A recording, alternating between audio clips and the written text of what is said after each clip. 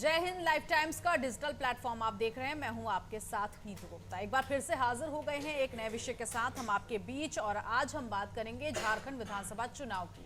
आपको बता दें कि 13 नवंबर यानी कि कल चुनाव है। ऐसे में झारखंड विधानसभा चुनाव की बात की जाए 81 सीटें, लेकिन कल पहले चरण में 43 सीटों पर चुनाव होने जा रहा है। इसी को समझेंगे क्या है समीकरण और कितनी चुनौतियां हैं। इसको समझने के लिए और इसको समझाने के लिए इस वक्त धर्मेंद्र जी हमारे साथ हैं, जो कि हमें बताएंगे कि झारखंड विधानसभा चुनाव इस बार क्यों इतना दिलचस्प है। और जिस तरह से हम देख रहे हैं इस बार का चुनाव, ये बिल्कुल केंद्रीय जो चुनाव है बिल्कुल वैसा ही लग रहा है। झारखंड का चुनाव इस बार का बहुत ज्यादा हाईलाइटेड हो रहा है, तो इसके पीछे की वजह क्या है? ये देखिए, हाई वोल्टेज है वहाँ पे, चूँकि आप देख रहे होंगे जिस समय हरियाणा और जम्मू कश्मीर में चुनाव हो रहे थे उसी समय से बीजेपी की पूरी शक्ति वहाँ पे लगी हुई है। हाँ। एक तरफ जो हेमंत बिस्वा शर्मा को लगाया गया है, दूसरी तरफ शिवराज सिंह चौहान को लगाया गया है। हाँ। तो उसको जो है बीजेपी अपने दमखम पे चाहती इस बार जीते, चूँकि 5 साल में जो गलतियाँ हुई थी, बेसिकली वहाँ पे जो है पिछले बार गलती कर चुकी थी बीजेपी, अहंकार में थी, चूँकि वहाँ पे आजसू से गठबंधन नहीं था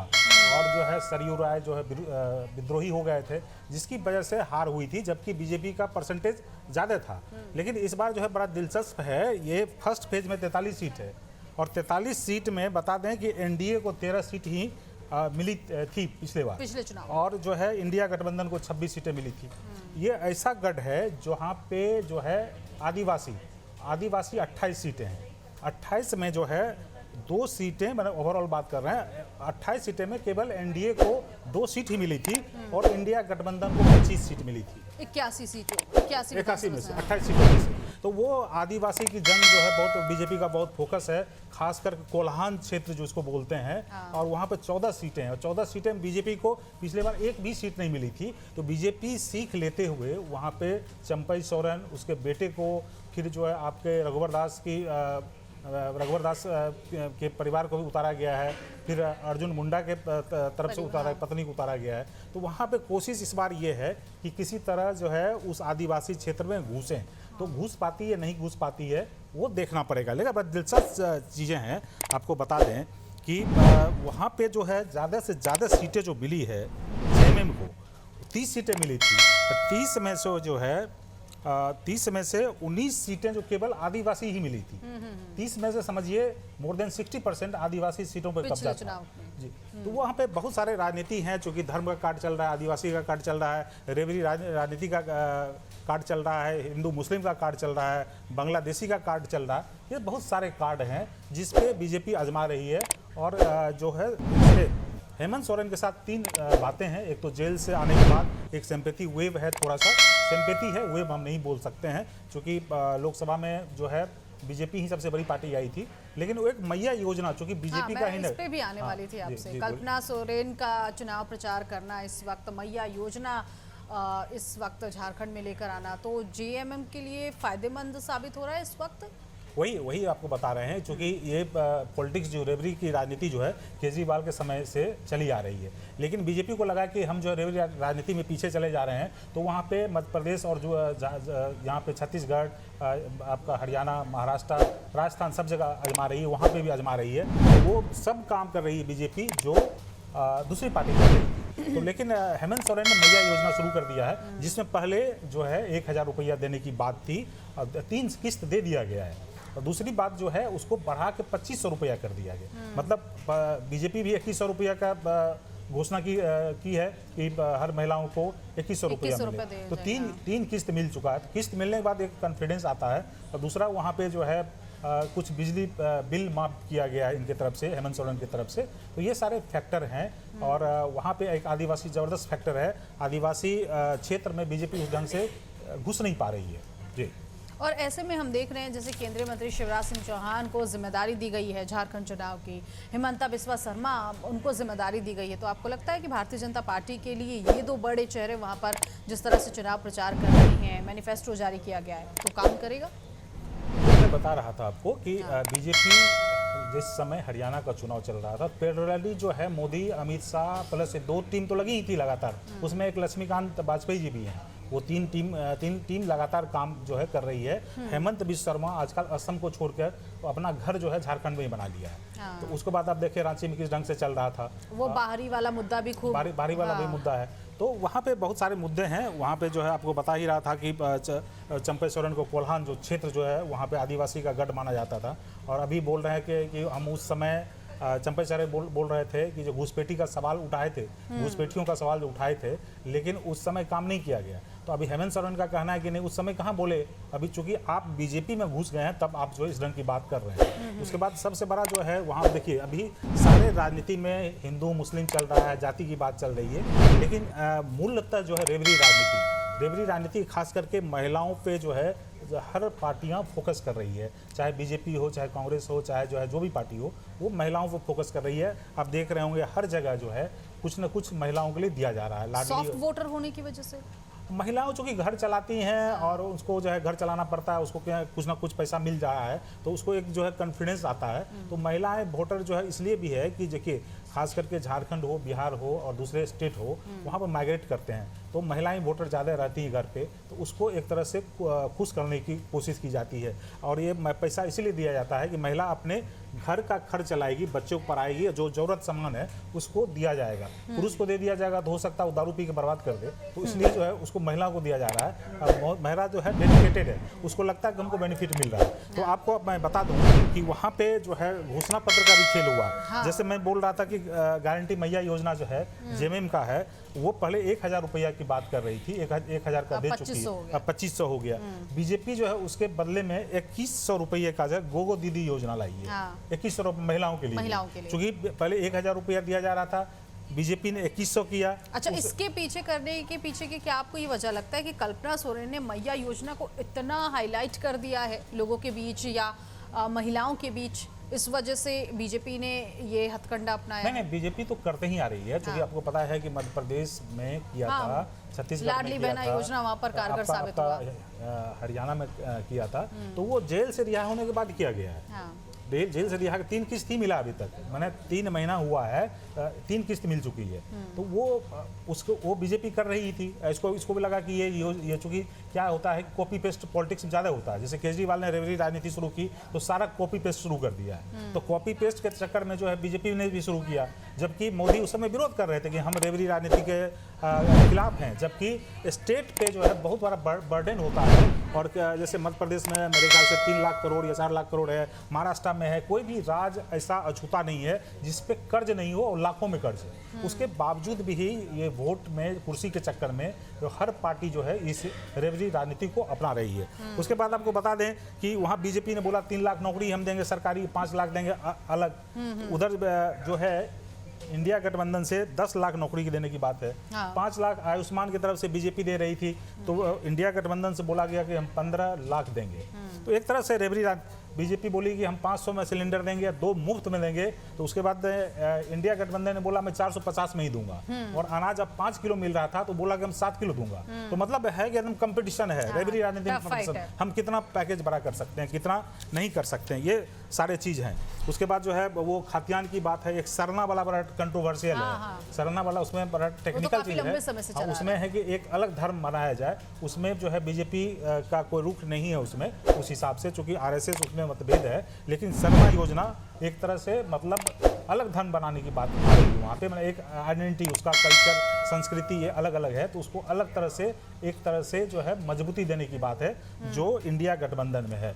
उसके तरफ बीजेपी की तरफ से है कि हम यूसीसी लाएंगे, एनआरसी लाएंगे, इस तरह की बातें की गई है। फिर महिलाओं के लिए जो आपको बता रहा था कि गोगो और मैया योजना, बीजेपी की तरफ से आया कि 50 लाख तक का आप जो रजिस्ट्री कराते हैं महिला के लिए, 1 रुपये स्टाम्प में आपकी रजिस्ट्री होगी। तो ये सारी चीज़ें हैं, घुसपैठियों को रोकने की बात है, 21 लाख परिवारों को पक्का घर देने की बात है। ये आपने मैनिफेस्टो बताया दोनों का, कि मैनिफेस्टो में भी बहुत टफ फाइट हम देख रहे हैं कि जिस तरह से इंडिया गठबंधन का मैनिफेस्टो, उससे कांटे की टक्कर में बीजेपी का जो मैनिफेस्टो है वो आया है। लेकिन जो पिछले रिजल्ट को जिस तरह से हम बता रहे थे कि यहाँ पर 13 सीटें एनडीए को मिली हैं और जेएमएम को 26, तो आपको लग रहा है कितना अंतर इस बार हो सकता है? ये अंतर देखिए, बीजेपी के लिए प्लस पॉइंट क्या क्या है। बीजेपी के लिए प्लस पॉइंट है कि उस समय जो है विखंडित थी, आजसू के साथ चुनाव 2014 में लड़ी थी और इस बार 2019 में नहीं लड़ी, अब इस बार लड़ रही है। जबकि 2014 में 8 सीट दी गई थी, अब 10 सीट दी गई। मतलब बीजेपी ने उससे समझौता किया। जेवीएम जो मरांडी ग्रुप है वो भी एक पावर, वो भी बीजेपी में विलय हो गया। तो ये वोट अभी ये मेरा अपना आकलन है कि ये वोट अभी साथ साथ रहता 2019 में तो बीजेपी की इतनी करारी हार नहीं होती, हो सकता है बीजेपी जीत जाती। दूसरा है कि जैसे आप रेवरी राजनीति में क्या होता है कि आप सब रेवरी राजनीति खेल रहे हैं, सब क्रिकेट खेल रहा है, लेकिन किसके बल्ले में दम है, किसका जो है ब्रांडिंग किया हुआ है। तो जैसे मान लीजिए कि आपको 2019 की बात कर रहे हैं कि कांग्रेस के घोषणा पत्र में न्याय योजना था और वो 72 मेरे ख्याल से 72,000 की बात थी, 72,000 सालाना देने की बात थी, लेकिन वो चला नहीं। अभी जो है आपको अभी जो लोकसभा का चुनाव हुआ था, कांग्रेस ने बोला था कि 1 लाख रुपया हम देंगे। आपको पता ही होगा कि यूपी में जो है फॉर्म भी भरवाया गया था। डिपेंड करता है कि ब्रांडिंग, आप मान लीजिए कोई प्रोडक्ट है, रिलायंस का प्रोडक्ट है, एक छोटे मोटे का प्रोडक्ट है, तो वो ब्रांडिंग करना पड़ता है। तो यहाँ पे पार्टी में केवल आपको रेवरी देने से नहीं होगा, किसका ब्रांड ज़्यादा मजबूत है और किस पे लोगों का विश्वास है, डिलीवरी किसकी है उस पर ज़्यादा विश्वास करता है। तो वहाँ पे एक बीजेपी की जो कमजोरी है, वहाँ पे सीएम फेस नहीं दिया गया, क्योंकि वहाँ पे जो है लगता है मुझे वहाँ पे आदिवासी नन आदिवासी का कुछ चक्कर है कि आदिवासी चेहरा को दे देंगे, हो सकता है नन आदिवासी जो है वहाँ पे जो है नाराज ना हो जाए। इसीलिए आपको पता है कि रघुवर दास को पिछले बार नन आदिवासी को जो बनाया गया था, तो वो वहाँ पे एक कन्फ्यूजन है। चूंकि होता क्या है कि जैसे लोकसभा का चुनाव होता है तो मोदी जो है बड़ा ब्रांड बनते हैं, लेकिन विधानसभा में अभी स्टेट में विपक्ष मजबूत है, तो वो स्टेट का जो अभी ब्रांडिंग नहीं हुआ, स्टेट लीडरशिप नहीं है, तो वहाँ पे मोदी कार्ड नहीं चलता। जैसे केजरीवाल हो गया, ममता बनर्जी हो गई, नीतीश कुमार हो गए, स्टालिन हो गए, इस तरह के चेहरे जो हैं 4-5 जो स्ट्रांग लीडर हैं, कमजोर लीडर नहीं। स्ट्रांग लीडर होने के बाद वहाँ पे क्या होता है कि मोदी कार्ड नहीं चलता है। लेकिन जब स्टेट में बीजेपी का नेतृत्व मजबूत होता है, मोदी कार्ड तब चलता है। लेकिन वहाँ पे अभी देखिए, वहाँ पे हेमंत सोरेन के लिए बड़ा मुश्किल है, और चूंकि एंटी इनकम्बेंसी फैक्टर है वहाँ पे, भ्रष्टाचार का आरोप लग रहा है। आज भी जो है ईडी का छापा पड़ा है, और बांग्लादेशी और जो है घुसपैठियों की बात किया जा रहा है। तो एक तरह से वहाँ पे ये बोला जा रहा है कि बांग्लादेश से आते हैं वो आदिवासी लड़कियों से शादी कर लेते हैं, फिर उसके ज़मीन पे कब्जा करता है। तो बीजेपी इसको जो है ज़बरदस्त ढंग से उछाल रही है। तो मतलब देखिए, ऐसा नहीं है कि धर्म कार्ड आज से ही खेला जा रहा है। धर्म कार्ड जो है आपको आज़ादी जिस समय हुआ तब से धर्म कार्ड चलता था। जिस समय कांग्रेस का वोट होता था उसमें बोला जाता था मुस्लिम, आदिवासी और दलित और जो ब्राह्मण वोट, ये कांग्रेस से माने जाते थे। जनसंघ जो है उस समय कमजोर पार्टी थी, उतना मजबूत नहीं फैला था, लेकिन वहाँ पे भी जो उसको हिंदू वोट मिलता था। चूंकि बीजेपी ज़्यादा फैल गई है, तो अब जो है उसमें एक राजनीति चल रही है। तो राजनीति इस हिसाब से होती है कि बीजेपी जो है थोड़ा सा वोकल है, खुल के बताना पड़ता है, लेकिन इंटरनली चलता है। वहाँ पे जैसे आपको पता ही होगा कि बहुत जगह जो है फतवा जारी हो जाता है, या वहाँ पे उलेमा जो है महाराष्ट्र में वोट देने की बात किया, डील किया गया कि आप जो है आरक्षण दीजिए, आरएसएस पर प्रतिबंध लगा दीजिए। तो ये इंटरनली गेम चलता है। मुस्लिम वोट आपको पता ही है कि वहाँ पे बीजेपी को नहीं देगा, बीजेपी को जो हरा देगा उसको देगा। तो ये बहुत सारे फैक्टर हैं वहाँ पे। अच्छा, इसमें आपको क्या लगता है कि अगर हम इंडिया ब्लॉक की बात की जाए, ठीक है, जेएमएम तो इस वक्त हमें स्ट्रांग दिख रही है, काफ़ी स्ट्रांग दिख रही है, चाहे उसके चुनाव प्रचार को ले लें, उसके बैठकों को ले लें, लेकिन कांग्रेस को आप कहाँ देख रहे हैं यहाँ? ये सवाल मेरा इसलिए भी जम्मू कश्मीर चुनाव को लेकर, और हरियाणा में जिस तरह से कांग्रेस का हाल हुआ, झारखंड में आपको क्या लग रहा है, कांग्रेस की किस तरह की स्थिति है? देखिए, झारखंड में जो है जेएमएम सबसे बड़ी पार्टी है, और कांग्रेस जो है कम सीटों पर लड़ रही है। लेकिन जेएमएम का जो स्ट्रॉन्ग होल्ड है आदिवासी, जो मैं बता रहा था 28 सीट, 28 में 19 सीटें पे 28 में से 19 सीटें पे जो है जीती है। अब हेमंत सोरेन के सामने चुनौती है कि अपने आदिवासी सीट को बचा पाते हैं कि नहीं नहीं बचा पाते हैं, तो हेमंत सोरेन का जीतना बहुत मुश्किल है। क्योंकि जनरल सीटें जो है, तो मैं आपको दिखा दूं कि 44 सीट जो है वहाँ पे जनरल है। 44 में जनरल की बात कर लूँ तो केवल बीजेपी 17 जीती है, यहाँ पे जेएमएम 9 जीती है बस, और जो है कांग्रेस 10 जीती है, करीब करीब बराबर ही है। तो यहाँ जेएमएम कहाँ कमी रह गई? जनरल सीट मतलब जो है कि जहाँ पे आदिवासी और दलित नहीं है, वहाँ पे 44 सीटें में से वहाँ पे बीजेपी सबसे स्ट्रॉन्गेस्ट पार्टी है। लेकिन वहीं पे आप जब यहाँ पे आदिवासी में आते हैं तो यहाँ पे जेएमएम ज़्यादा स्ट्रॉन्ग हो जाती है। फिर एससी की भी जो है वहाँ पे 9 सीटें हैं, तो एससी जो है वहाँ पे मैंने दलित में बीजेपी का जो रिजल्ट बेहतर रहा, 9 में से 6 सीटें जीती है। तो अब चैलेंज जो है हमको लग रहा है, मुझे लग रहा है कि बीजेपी का स्ट्रॉन्ग जनरल पे और दलित पे ज़्यादा है, और जेएमएम का जो है आदिवासी पे है। आदिवासी तो पे। आदिवासी पे बीजेपी ने बहुत बड़ा लंबा दांव खेला है। वो दांव सफल होता है कि नहीं होता है। चंपई सोरेन के आने के बाद कुछ चंपई सोरेन उसके बेटे को लड़ाया जा रहा है। आपको बता ही दिए कि उसमें मधु कोड़ा की बीवी को भी लड़ाया जा रहा है। उसके बाद आपको उसके शिबू सोरेन की पुतों को भी लड़ाया जा रहा है। उसके बाद आपका जो है चंपई सोरेन का बेटा लड़ रही है, अर्जुन मुंडा की पत्नी लड़ रही है, रघुवर दास की बहू लड़ रही है, मधु कोड़ा की पत्नी लड़ रही है। तो ये सारे कार्ड कोल्हान क्षेत्र में कोशिश किया जा रहा है कि बीजेपी की इस बार कुछ सेंध लगा दें। यदि सेंध लगाने में कामयाब हो गई तो बीजेपी का जो है राह आसान हो जाएगा। यदि आदिवासी सीटों पे जेएमएम जो मजबूत स्थिति रही या पहले की तरह प्रदर्शन किया तो उसमें जो है तब दिक्कत होगी। लेकिन ये तो रेबरी की राजनीति है। इसके अलावा मोदी का जो फैक्टर है, जो आपका सिलेंडर का पहले चला आ रहा है, शौचालय का चला आ रहा है, घर का चला आ रहा है, डीबीटी का चला आ रहा है, मुद्रा योजना का चला आ रहा है, जल नल की योजना आ रही है, ये पहले से काम कर रहा है। तो महिलाएं जो है वहाँ पे बीजेपी से थोड़ी प्रभावित है। लेकिन मैया योजना लेकर चूंकि पैसा जब हाथ में आने लगता है तो थोड़ा जो है उसमें भी जेएमएम की तरफ भी प्रभावित है। तो डिपेंड कर रहा है कि क्या होगा नहीं होगा। लेकिन इस बार मुझे लग रहा है कि मेजोरिटी जो है एक पार्टी को आसानी से मिलेगी, एक गठबंधन को आसानी से मिलेगी, चाहे जेएमएम हो चाहे जो है बीजेपी हो। बीजेपी का चूंकि एक प्लस पॉइंट ये है कि वहाँ पे एंटी इनकम्बेंसी फैक्टर जो है जेएमएम के खिलाफ है।